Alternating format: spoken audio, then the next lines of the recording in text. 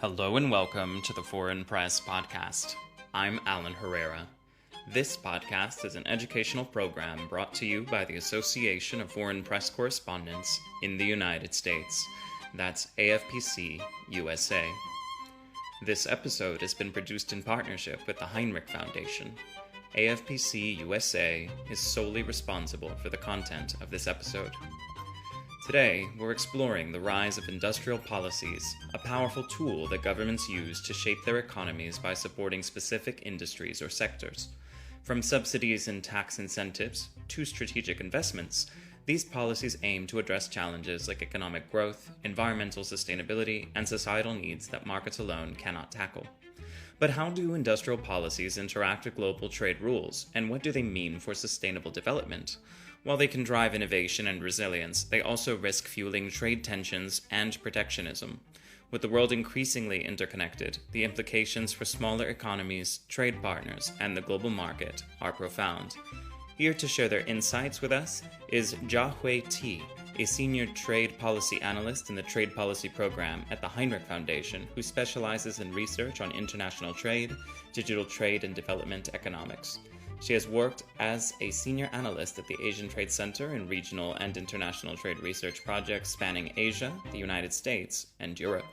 Jia Hui is experienced in quantitative and qualitative research on trade, free trade agreements, and development economics.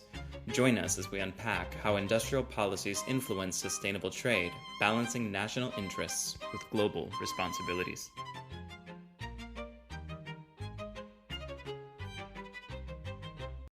Jia Hui, thank you for being here with me today on our Foreign Press Podcast. It's always a pleasure to partner with the Hinrich Foundation and get to learn more about these topics, which have been proven very educational for me, to say nothing of the foreign correspondent community. So thank you for being here with me today. Thank you, Ellen. It's my pleasure to be here. Thank you again.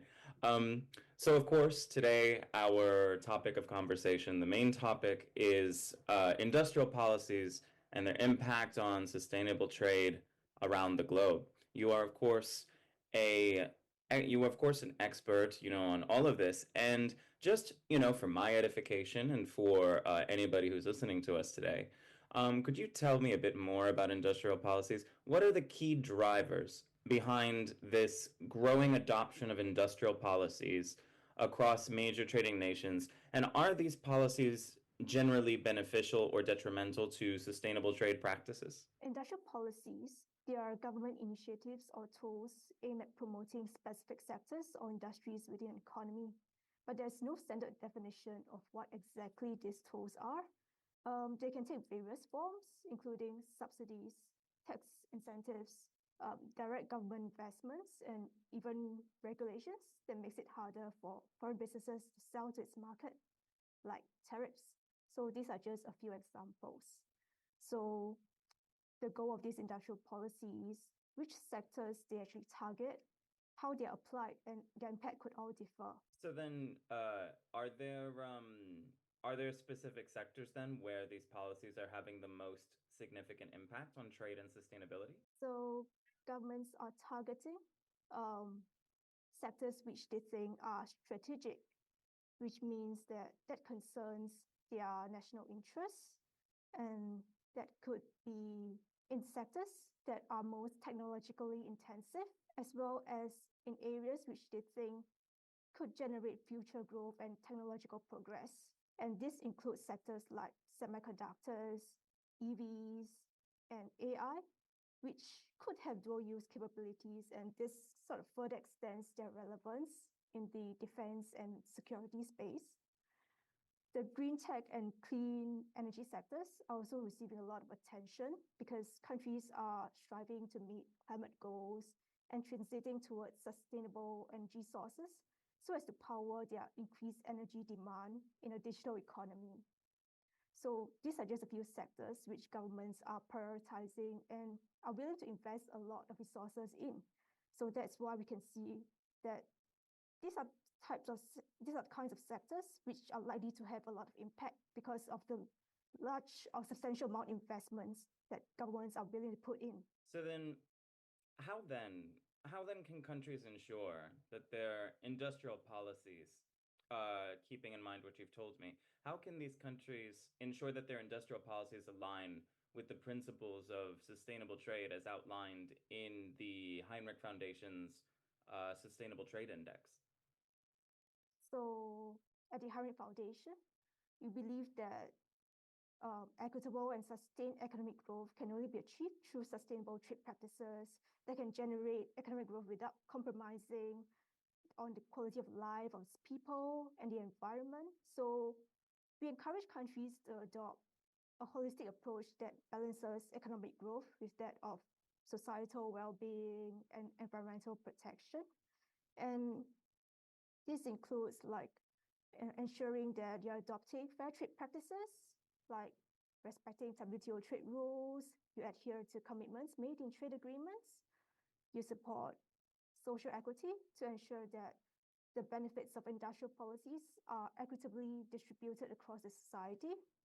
You're providing support not just to the large businesses, but also to the small and medium-sized enterprises, the SMEs.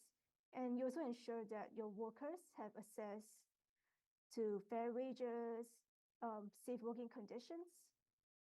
It is also important to recognize the environmental issues. So you can do that by investing in renewable energy sources and green technology to reduce carbon footprints, enhance your energy efficiency. So these are just a few areas. Oh, yes, yes. I am a little curious. Just can you tell me what is the most what was the most intriguing finding or most surprising finding um, within the Sustainable Trade Index this year? So this year we highlighted the rise of industrial policies. So if you were to look at the list of indicators we have under the economic pillar, there is an indicator on tariff and non-tariff barriers. And this shows a significant increase between last year, 2023, and the first half of this year, 2024. So in the 30 economies that we track in the STI, the cumulative number of tariff barriers in force jumped from approximately 19,000 last year to about 21,500 in this year. So that's a 10 plus increase, 10 plus percentage increase. But the increase for non-tariff barriers was even more significant. It was around 23%. So we reached about 483,000 across the 30 economies that we tracked. In the list of countries, we can see that countries like the US, India, China, they top the list with the highest number of tariffs and non-tariff barriers. But it is not so surprising given that they are the largest economies in the world. That makes sense. That makes sense. How can governments then how can they design these industrial policies to minimize negative impacts on trade partners or global market dynamics? There's been, of course, a lot of rumbling around industrial policies just in the last few weeks. I've certainly since President-elect Donald Trump in the United States, his election has sent shockwaves through Southeast Asia, through everywhere. Nobody knows what's going to happen, from day to day. But how can governments, address this issue? I'm just curious. We are, of course, experiencing a lot of flux, so it'd be interesting to gain not that we can predict the future, but just I guess some sort of an understanding of the path forward that governments might have available to them. Because industrial policies are about targeting specific sectors that governments think they are really important. But it is also at the same time important to ensure that you are effectively using your resources. So there are a lot of questions whether governments are able to select the right sectors or the types of businesses to target. So governments really have that golden touch so that, and if the businesses that governments are targeting, they are not doing well, governments will to avoid wasting of public resources. It is also important to recognize that being resilient applying industrial policies to be resilient, to have diversified supply chains, all comes at a cost. So all these issues revolve around how are you going to effectively manage the use of your public resources. Also, Well, there are issues that it's like there's no one can guarantee the success of industrial policies, even with the massive amount of financial resources that can be invested in these areas, especially if everyone is now doing the same thing as you are. And there's intensive competition in strategic sectors. So my strategic sectors and your strategic sectors are the same. And we can see that through the case of what happened recently with how the Swedish EV battery maker, Northvolt, have ended up in bankruptcy. So there certainly are risks involved. And there are also the issue of whether industrial policies can be applied fairly and justifiably. So there needs to be some sort of a legal basis under the rules of the WTO. So there are criticisms that industrial policies have come under the guise of climate, public health, and security issues in order to legitimize their use. But because most countries are WTO members, they have to be bound by WTO rules. So, and if countries were to flout these rules, it can create a lot of tension there and even retaliation. So we do have like China has raised a dispute at the WTO on the applications of the US Inflation Reduction Act tax credits. So industrial policies can create tensions between countries if they are applied in a discriminatory manner. So I think it is important that we are mindful of all the costs, and we do need to have some checks and balances. Governments will need to evaluate all these policy options. If you have industrial policies, you do need some sort of a clear, measurable set of goals and objectives that you are to evaluate against. Otherwise, a lot of things could go unchecked, and it could give governments the free will to overinvest or over-allocate resources to certain industries. And we should also recognize that there are trade-offs or opportunity costs in every decision made. So once you allocate more resources to one sector, you're giving less to others. So it could come across as you're having less to spend on other areas that are important, like healthcare or education. Or we could see some adverse effect on other sectors that you are not supporting, like labor being shifting from a sector that's not supported by government policies to sectors that are provided with subsidies and grants. And this results in a drain in talent and workforce in these sectors. So oftentimes, such trade-offs are often not accounted for when you're evaluating the impact of a policy. On the subject of these checks and balances, I think that that's a very fascinating point. And it's very interesting to me to hear how all of these things are interconnected. There's this domino effect, essentially, once governments agree or disagree on how to move forward with their respective policy objectives. So I just want to know then, what role should international organizations play here in this space? You of course mentioned, the WTO a little earlier. What role should these organizations play in regulating or harmonizing industrial policies to avoid trade distortions? So I think we only have the WTO, which is the global trade institution that regulates trade and makes trade rules in order to achieve trade liberalization. So what can organizations like the WTO do? Right. They set trade rules such that countries do not impose trade policies that are highly trade distortionary.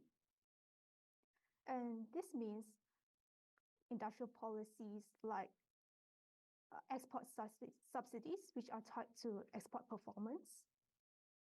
It could mean like quotas, import quotas, which limits the amount of imports and as well as local content rules, which governments can provide benefits only if there are some criteria to getting those benefits, such that the companies must use a certain percentage of local content in their production.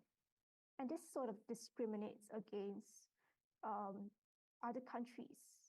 So the WTO enforces these rules such that it avoids discrimination and can help to level the playing field across WTO members. Now there are 166 of them. And as WTO members, they are bounded by WTO trade rules and principles.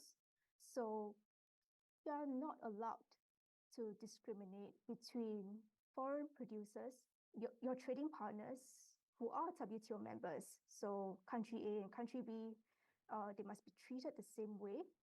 And as well as you cannot discriminate between your own producers versus foreign producers. Whatever they produce, whatever incentives or trade policies, they must be applied equally. If you're giving out subsidies, you must also give out subsidies to your foreign producers. So this ensures that the industrial policies that you are applying, they are not discriminatory. So this is the important role of the WTO, which ensures that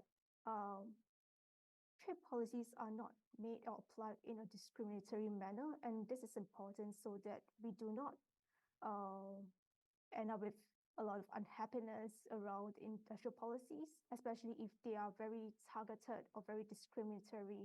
Your point here leads perfectly, actually, into my next question. You're talking about discriminatory policies. There's, of course, so much friction on the international stage. What are the potential risks of industrial policies leading to trade fragmentation or protectionism? And how can policymakers address these unintended consequences of industrial policies, such as resource misallocation or market inefficiencies, which you've touched on a little bit before, but I'm curious to know a bit more about that. So the reasons for applying industrial policies are now very different from what's happening in the past. So, in the past, it's more simple. It's more about economic reasons. Industrial policies are applied to enhance the competitiveness and growth of businesses and to correct some of market failure.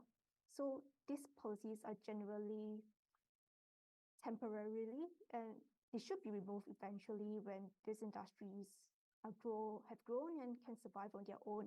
So there are a lot of more issues that are being factored into trade policy making now, which makes manufacturing becomes more important, such as the issue of supply chain resilience, especially with our encounter during the COVID-19 pandemic, with all these supply chain disruptions, countries not able to get the medical supplies or food supplies that they needed. So this kind of got government thinking about how to diversify the supply chains away or bring production back home.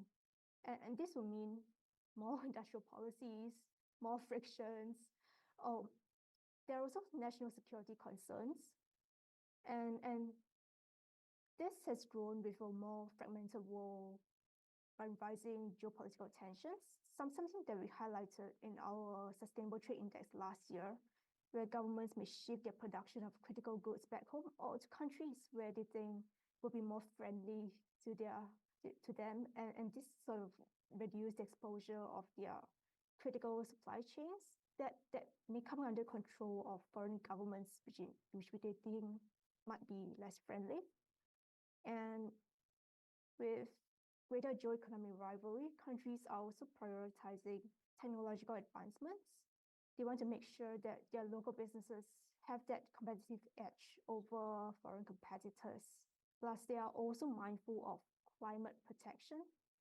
And this is reflected in how they are supporting all the green tech and clean energy sectors.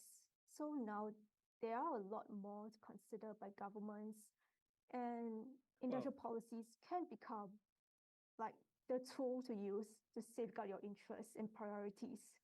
Yes, no, they certainly can. It's interesting just getting this window. It's of course it's a very complicated topic, obviously, but it's funny to me a little after so much time, learning about this topic through a partnership with the Heinrich Foundation, just how again, just how heated these negotiations can be. At the end of the day, we're dealing with human beings with competing priorities, and it's astonishing just how much things can fluctuate from day to day, from week to week, from month to month. So I just want to thank you, just right here, right off the bat, for just giving me more insight into this. It certainly made me a better person to have a conversation with outside of work on these topics. I would like to know then, what steps can smaller or less developed economies take to remain competitive in a world that is increasingly shaped by these industrial policies? Yeah, as smaller or less developed economies, they usually do not have the same level of resources that large economies do. They don't have the large budgets. So, I mean, if they were to implement some sort of policies of their own, it is important for them to be innovative and adopt measures that rely less on handing out cash or subsidies. Well, they can do more to encourage R&D. They can help workers to match workers to the right industries. And furthermore, it is also important for them to safeguard their rights and continue to be active, or if they are not already participating in multilateral rulemaking forums like the WTO, please join them. Yeah, please join the WTO. And they should not isolate themselves and be left out. Yeah, that's my key point here. So then this leads me then to to my final question. And you have made so many excellent points. So again, thank you. Um, how can industrial policies be designed to support global development goals, such as reducing poverty, addressing climate change, and promoting equitable access to other trade opportunities? In order to do that, we do need to revisit the Sustainable Development Goals, the UN Sustainable Development Goals. You can look at what the Hinrich Foundation has under our Sustainable Trade Index. So these are some considerations that governments have to put in place in the design of the industrial policies. Because on practical grounds, when they are designing industrial policies, it is meant for their own nation's interests. So this is a very challenging consideration here. There's some dilemma over there, like, yeah, are you prioritizing your nation's interests, or do you also want to take into account other important goals that we have to support development needs of other nations, to reduce poverty and all that? So this is a very complex consideration here. No, absolutely, absolutely. Again, complex, and even right now, we're sort of chuckling over it because, again, everything can just change so quickly, and I can only imagine how much work, um, you and your great team at the Heinrich Foundation put together, do from year to year, just in analyzing and putting together the Sustainable Trade Index. As someone who has for the last few years worked with the foundation, it's always a pleasure to learn a bit more about this very complex environment. So I thank you, Jia Hui, for being here with me today and for sharing your expertise. And I appreciate you making an appearance today on our Foreign Press podcast. Lovely to share my points. Thank you.